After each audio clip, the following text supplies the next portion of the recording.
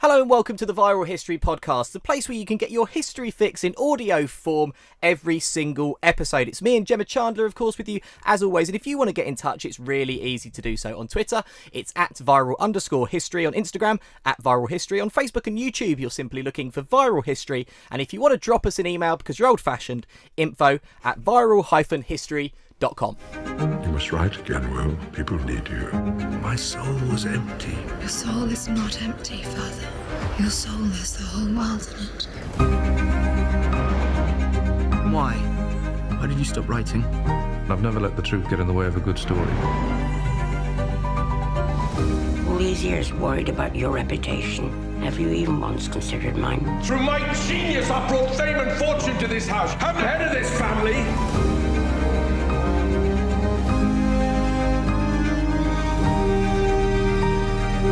If you're honest with yourself, then whatever you write, all is true. In the year 1613, Shakespeare was acknowledged as the greatest writer of the age, but disaster strikes when his renowned Globe Theatre burns to the ground. Devastated, Shakespeare returns to Stratford, where he must face a troubled past and a neglected family. Haunted by the death of his only son, he struggles to mend the broken relationship with his wife and daughters. In so doing, he is ruthlessly forced to examine his own failings as a husband and father. I'm of course talking about the new Ken Branagh, Ben Elton, Judi Dench film All Is True, based on the end of William Shakespeare's life. And here to discuss it with myself and Gemma, Dr. Kirsty, Rolfe and Dr. Joanne Paul. Hello, thank you for joining us. Hello, thank you for having us. Hello. Let's start by talking about the veracity of the film. So, Kirsty, I was chatting to you a few moments ago off air, and you said you've got some capitalised words in your notes, which suggests to me either you're effusive in your praise or you're a tad unhappy.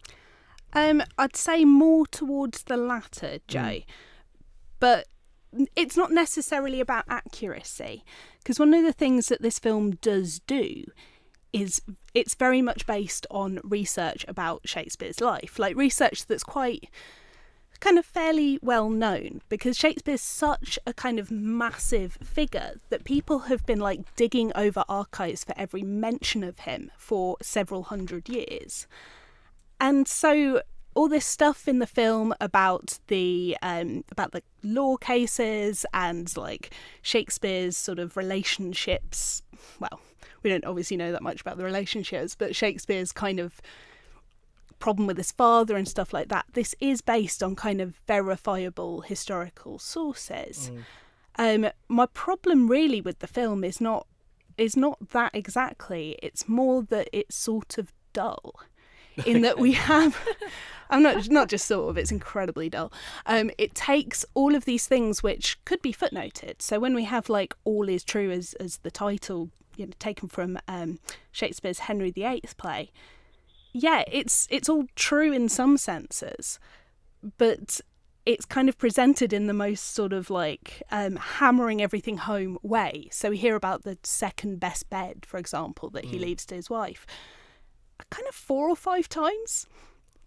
It's hammering historical accuracy in a way that doesn't make for great cinema.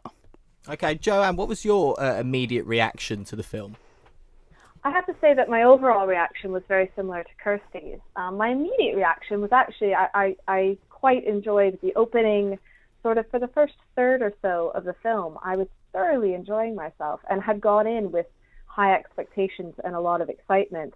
But I have to say the moment for me that it switched was about a third of the way in, when they actually have Shakespeare in a conversation about truth and falsity and rumour and so on, say the words, well, all is true. And it's just that sort of heavy-handedness and lack of subtlety, I think, that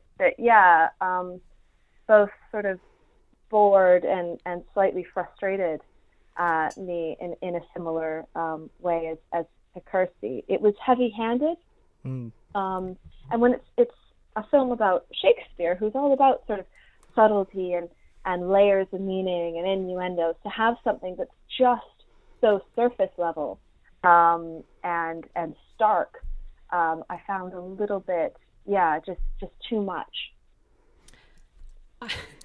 I was going to say, I'm going to completely flip that. I had a lovely time. I really liked it. But then I think, as I always need to say, it's that I don't view it in the same way as you two do, when you've got all that background knowledge. I just sat there and had a lovely time. I thought it had a really nice tone to it. I understand what you're both saying about a few bits being overdone almost and kind of repeatedly drilled into you. But I thought it had a really nice kind of feel to it. It was beautifully shot, really beautiful. And I liked the performances.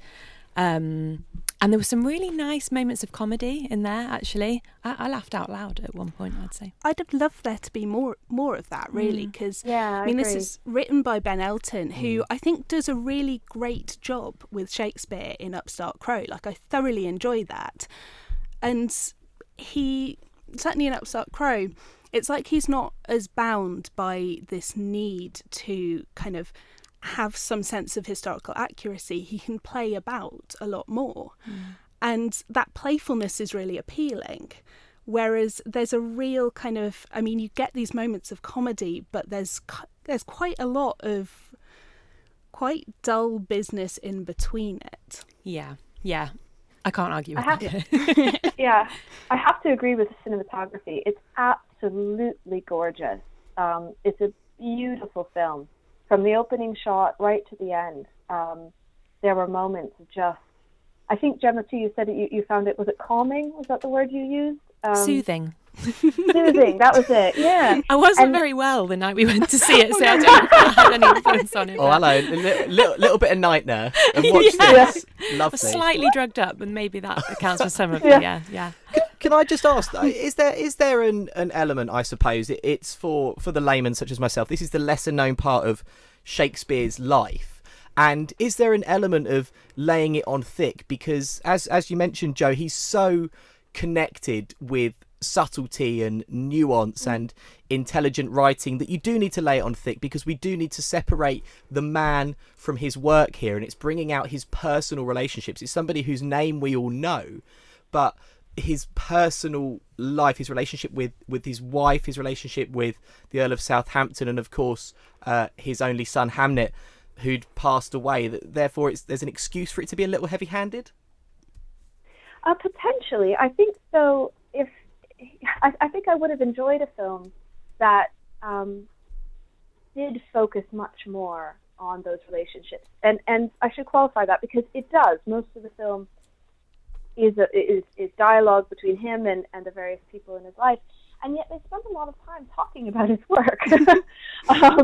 There's much of the dialogue is dedicated, honestly, to telling him how great he is and how important he is, except from his family members, who want to do the opposite and tell him that his work actually isn't important and that he's neglected his family, but it still seems to be about his work.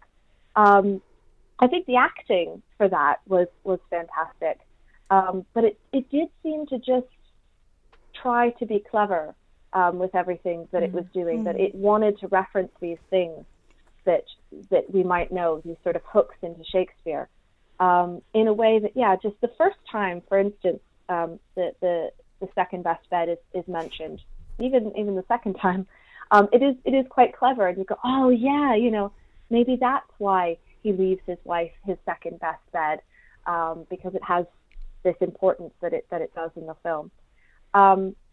But again, like with the title, by the fourth time they mention it, they're actually explicitly spelling it out for you.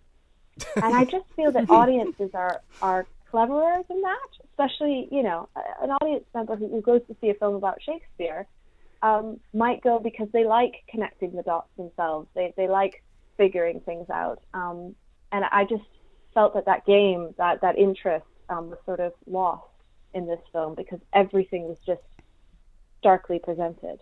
Should we talk about the characterization? So it's not just Shakespeare, it's Anne Hathaway, played by Judi Dench as well, and the Earl of Southampton, played by Ian McKellen. What did you make of the portrayal of Anne Hathaway? Kirsty, we'll start with you. I really liked it. And a bit of a caveat on that, one of the things that I've seen brought up in reviews is the fact that we all know that Anne Hathaway was older, and you have this sort of general kind of cultural view of her as like this older woman who seduces the young Shakespeare. He gets married at 18, which, you know, he's still a minor when he gets married to her, and then she gives birth to Susanna 6 months later, so you have this kind of shotgun wedding. And one of the criticisms that I've seen levelled is that by casting Judi Dench, who's like, I think 23 years older than Branagh, that really plays into that particular reading of her as this much older woman, whereas actually 8 years ain't that big a deal. But I think, well, partly it's Judi Dench, and she does very well with the material. Like, if you want to see Judi Dench like really rise above some pretty bad dialogue, this is a really great film for you. But there's a part of you can. I mean, I'm sure it is. They're trying to drum that point home. But there's maybe a part on the filmmakers' behalf thinking, well, we've got Branagh. We've got McKellen.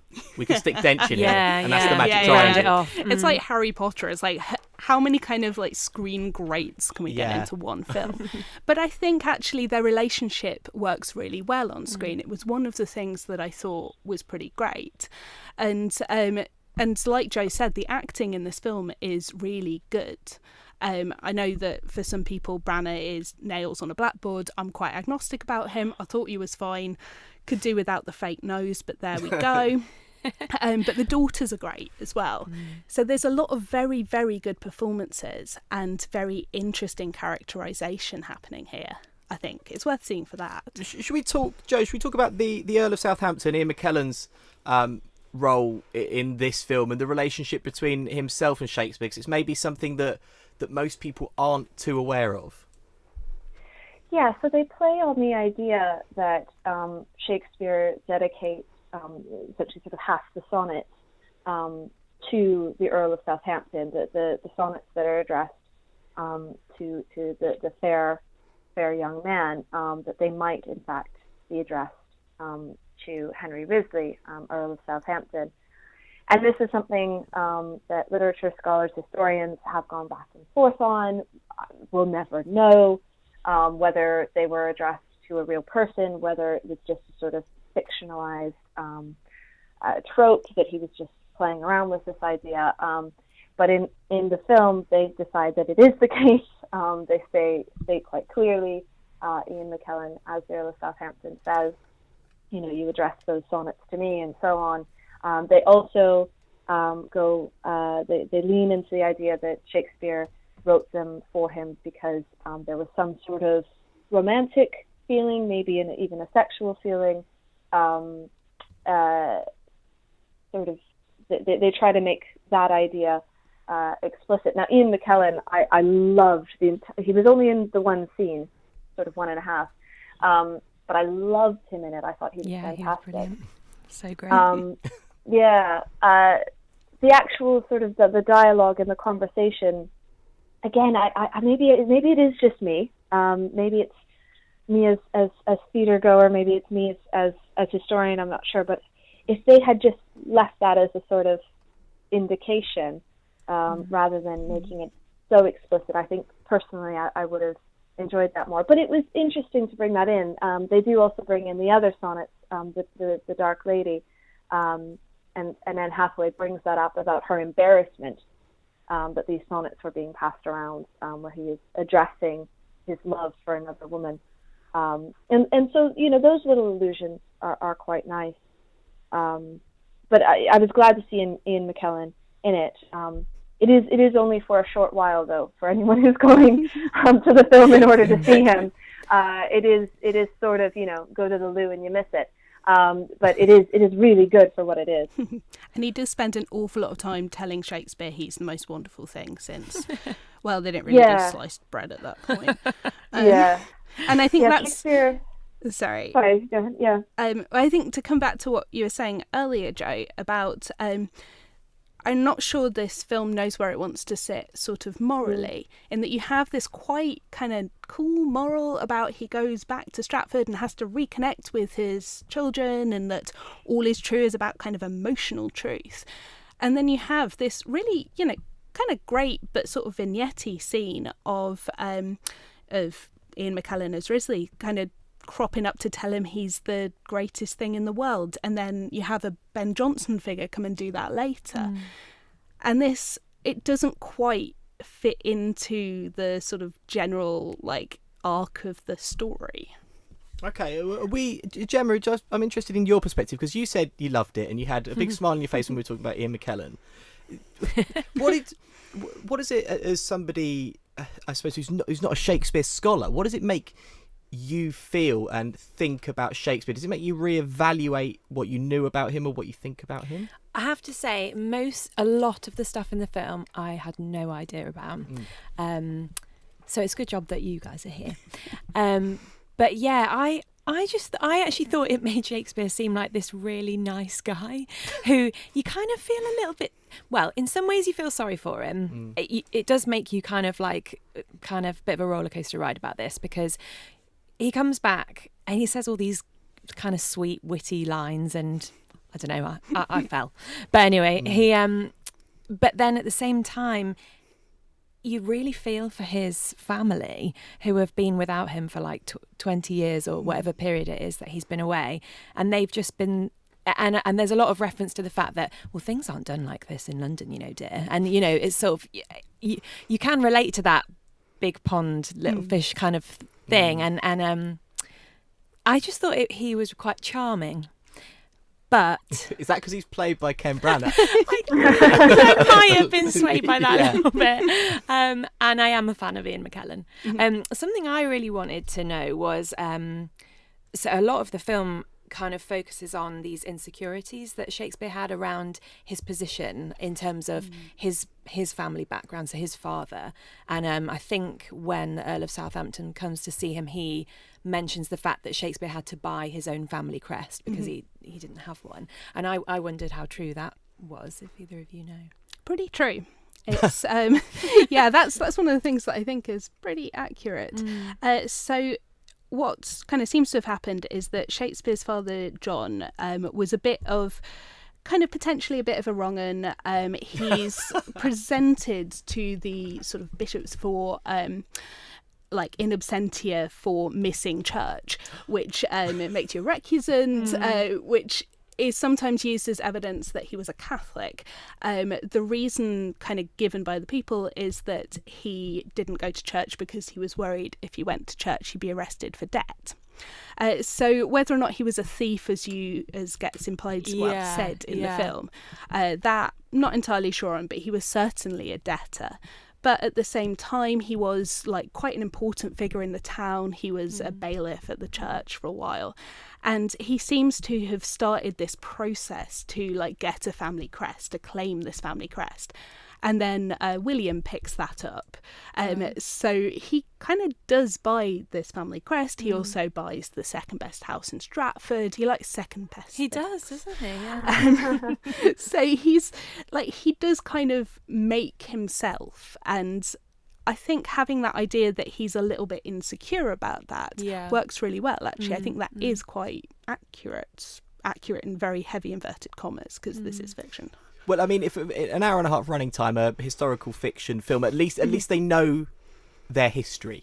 Yeah, they absolutely do. So that they know the history. Joe, can I ask you about Hamnet? So Shakespeare's only son, who died, I think, 17 years prior to when the film is set. And yes, I think that's right, yeah. This is something that I was relatively unaware of. I think I'd heard it in passing before. How much do you feel like it influenced his later work, and how realistically that's rendered in the film, do you think? Yeah, again, it's something that historians and scholars have argued about a great deal, largely in relation to, unsurprisingly, Hamlet. And the similarity in the names there has not gone unnoticed. What we know about him is that he died of plague, as many children did. How are we for spoilers with this, by the way? I reckon that's quite a twist in the film that's related to this. It is the one twist. I suppose, I mean, if it's something that happened in the 17th century, then Yeah, it's kind of out there. It's too soon. It's too soon. I know what you mean. Do you know what? Should we just say it, and then if we think it's too twisty, we can bleep it. Sure. All right. The suggestion that he might not have died of bubonic plague, and that was some sort of cover-up. There's the spoiler. You can come back now if they were closing their ears. That it might have been something else. That's where they start going quite. There's two moments, and unfortunately they're related to the big plot twist in the film. There are two moments where they go quite off of any historical basis, and I think Kirsty actually can speak more to this because she's made a bit of a study of plague. I can talk about buboes. Yeah, well, yeah, I think you should. But the idea that they would have claimed that he had died of plague to cover up something else doesn't quite make sense, because you don't want people thinking that there's plague in your house. So in that one, it doesn't quite ring true. But the idea that it might have been devastating for him, absolutely. As historians, we've gone against the suggestion that used to be the case that people in that period didn't care about their children because they knew that they were likely to die. They had so many of them. They'd send them off to apprenticeships, whatever. Obviously, there was no actual love or familial feeling there. Historians have now rejected that, and the idea that someone would be actually distraught even 15, 20 years later about the death of a son does ring historically true. I have to say that there was this kind of almost Henry VIII kind of parallel where he is so obsessed with his son. I mean, it throughout the film, he sees him or imagines seeing him all around the house and everything, and obviously he wasn't there for the period of mourning, but there is this thing about where he is absolutely transfixed by his son, and he kind of discards his daughter because of that. Which is quite interesting, and there is another twist, but I'm not going to say it. Yes, so many. I'm going to have to record a special twist alert jingle. Just in case. Can I just say, I just glanced over at your notes and I can see at the top, why the stupid makeup?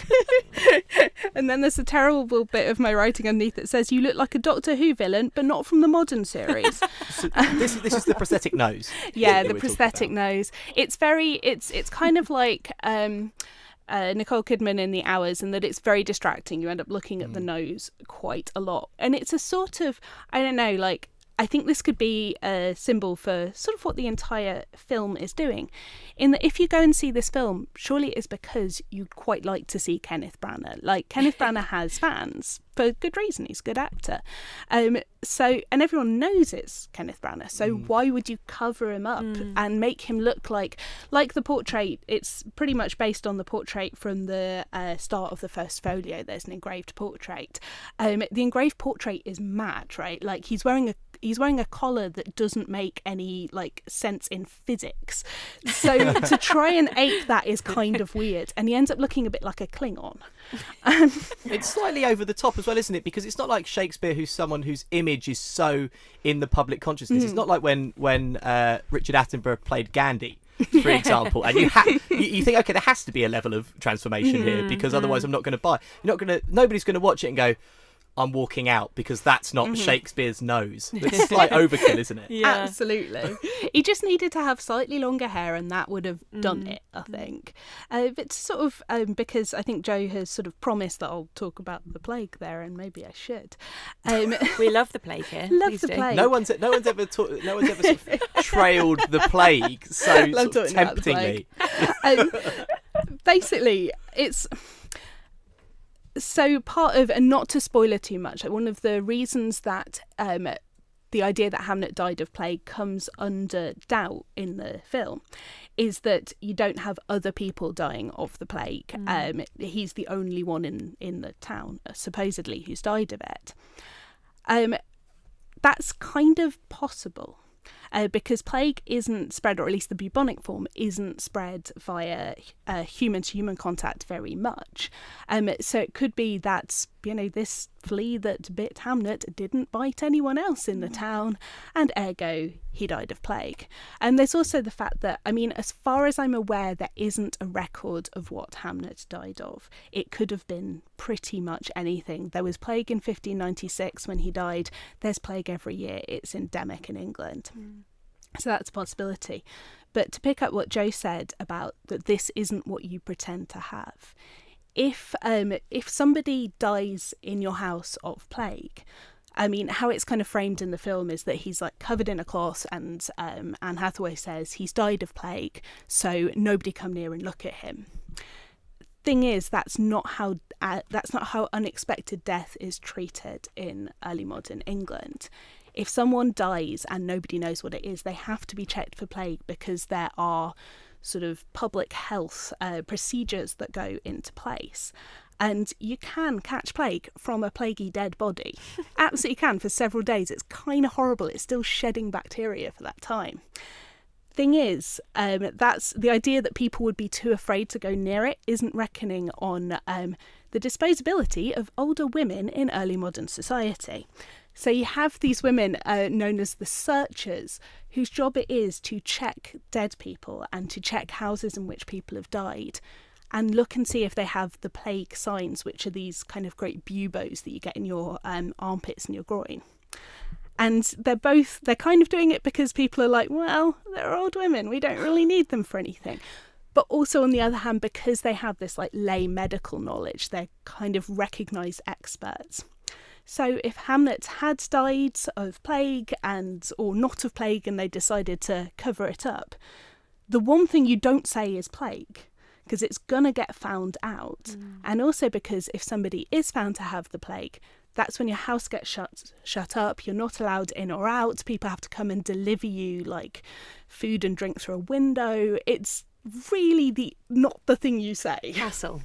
It's a massive hassle. How getting the plague is such a hassle. I cannot tell you. You do actually have people writing like that. Yeah. Like, there's I've only got the bloody plague. Oh.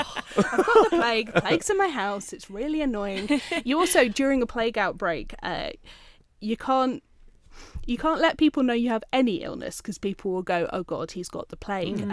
So there's this writer, John Taylor, who I've worked on, who's a later writer, who writes during a plague outbreak in the 1620s.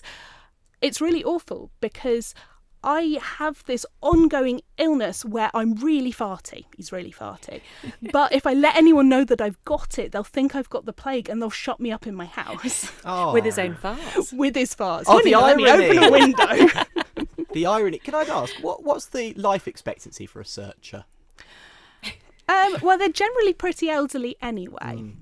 They do seem to have the same ones in parishes for quite a while. So they're quite hardy, and whether that's because they've got a measure of resistance against the plague, which is entirely possible, because you have these big outbreaks, but there's also periods of time where there's kind of 1 or 2 people dying in a parish every summer.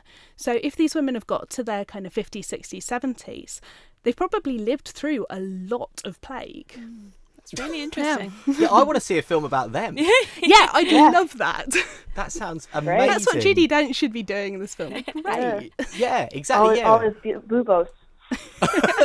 I just wanted to get the word buboes into the podcast. Yeah, that's great. Doesn't come up much in casual conversation, so yeah, I'm happy. It does if you hang around with me. Just to finish, Jo, can I ask you? I suppose, as we've heard, the film knows its history, but doesn't always stick to the facts that we know. But in terms of William Shakespeare, someone who's permanently in the public consciousness, but maybe not for his personal life, what do you think the relevance of a film like this is? The relevance of Shakespeare is today? That's a big question. I mean, obviously he is somebody who is known. You study him in school. Maybe you go to see some of his plays, and to understand, well, first of all, that he was a person he did exist. He wrote some plays. There was a person named William Shakespeare, and he wrote his plays. I think is maybe important because there are people who claim otherwise. Yeah. And part of that debate about whether or not he existed often has a sort of class or elite bent to it. The suggestion being that someone of his background could not have produced plays of such intelligence, such brilliance, and with the sort of references, the knowledge that he portrays in them. And I think one of the things that the film does is show that, yes, he came from a humble background, and the play suggests that he returns, in some sense, to a humble, normal person's background. But he still did produce things of great beauty that are still relevant and appreciated today. We are still puzzling over them. And I think that is a positive and important message. I think you did a rather wonderful job. I put a huge existential question in your lap there, and I think you dealt with it in grand fashion. Kirsty, can I just ask you quickly, what would you say to anybody thinking about going to see All Is True? If you're thinking about it, it probably means you're interested in Shakespeare, and this is going to open up some conversation. So, yeah, why not go and see it? I would say, yes, go and see it with a pinch of salt. Not necessarily around kind of, we must, learn history from this. But around things like... So one of the things that Kenneth Branagh actually said in a radio interview is that by shifting this focus onto Shakespeare's home life, onto his family, that it's about giving the women in his life a voice. I would say think of that critically when you go to see it. The idea that you have two 21st century male writer and actor, giving women a voice really kind of bothers me. And there are things that are like odd about the treatment of gender in it. There's a lot of stuff about, women can't be writers. Women can be writers. Go read some women writers. So I think the thing that I would say to people going to see it is, yeah, do it. Like, it's worth seeing. It's very, very beautiful. There's great acting. But also, then come home and read some Amelia Lanier. That's what I'd say. Okay, and watch out for the bubos. Yeah. Don't get plague. Wash your hands a lot.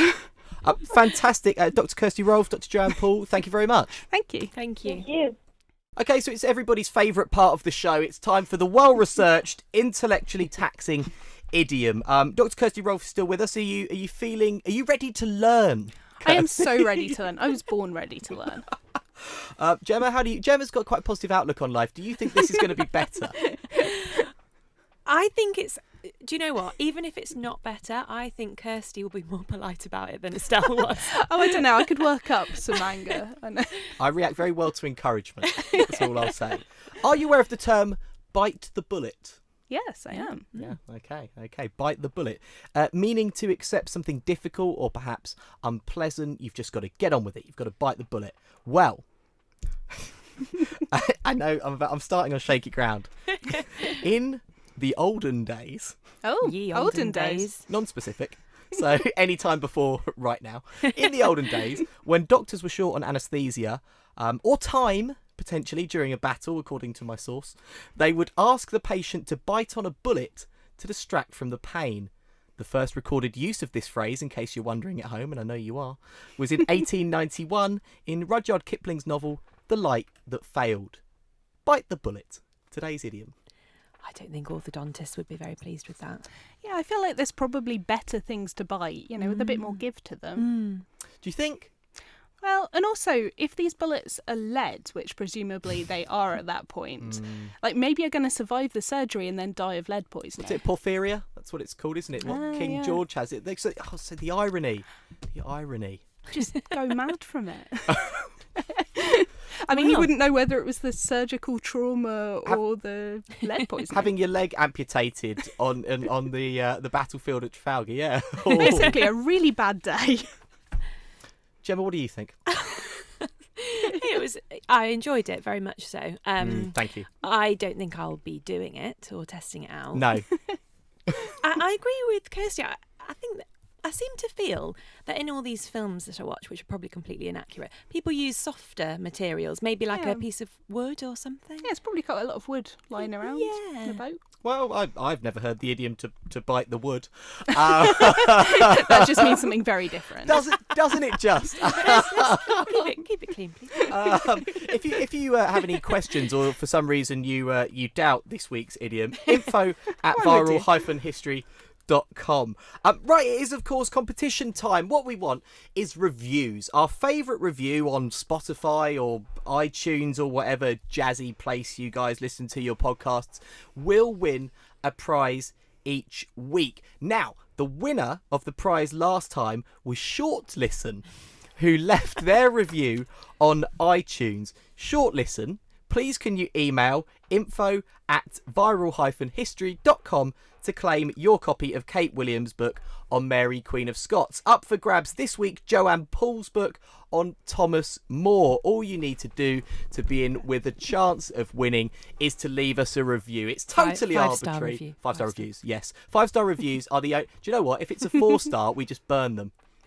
That's how we fit. We print them off and burn them. That's how much. It's a very historic. I mean, that happens to some letters in the film, so it's all very relevant. It all ties in.